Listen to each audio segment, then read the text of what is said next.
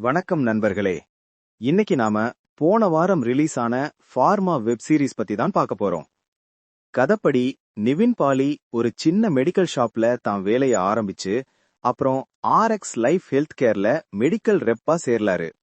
அவரோட அம்மாவோட உடல்நிலை சரியில்லாத காரணத்தால நிறைய சம்பாதிக்கணுங்கிற கட்டாயத்துல இந்த வேலைக்கு வர்றாரு. ஆனா அங்க இருக்கிற வேலை பழுவும் சில சமரசங்களும் அவரை ஒரு கட்டத்துல யோசிக்க வைக்குது. அந்த நிறுவனத்துக்குள்ள நடக்கிற சில அதிர்ச்சியான மருத்துவ குற்றங்களை அவர் கண்டுபிடிக்கிறாரு.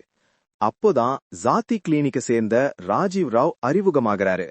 அவர் ஏற்கனவே இந்த மாதிரி அநியாயங்களுக்கு எதிரா போராடிக்கிட்டு இருக்காரு. ஆர்எக்ஸ் லைஃப் ஹெல்த் கேர் மறைக்கிற அந்த ரகசியம் என்ன? கைடாக்சின்ங்கிற மருந்து எந்த அளவுக்கு பாதிப்பை ஏற்படுத்திச்சு? வினோத் இந்த போராட்டத்துல எதையெல்லாம் இழக்கிறாரு? கடைசியில இந்த பெரிய கார்ப்பரேட் நிறுவனத்தை அவர் எப்படி ஜெயிச்சாருங்கிறது தான் மீதி கதை. இந்த சீரீஸோட பெரிய பலமே அதோட களம்தான்.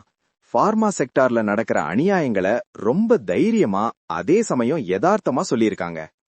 குறிப்பா அடிமட்ட ஊழியர்கள் படுற கஷ்டங்களை ரொம்ப நல்லா காட்டியிருக்காங்க.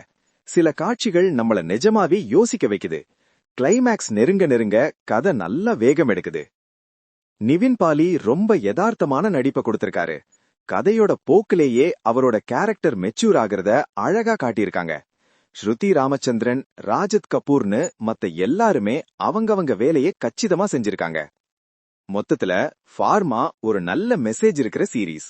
நிவின் பாலியோட நடிப்புக்காகவும் அந்த முக்கியமான கருப்பொருளுக்காகவும் கண்டிப்பா ஒரு முறை பார்க்கலாம்.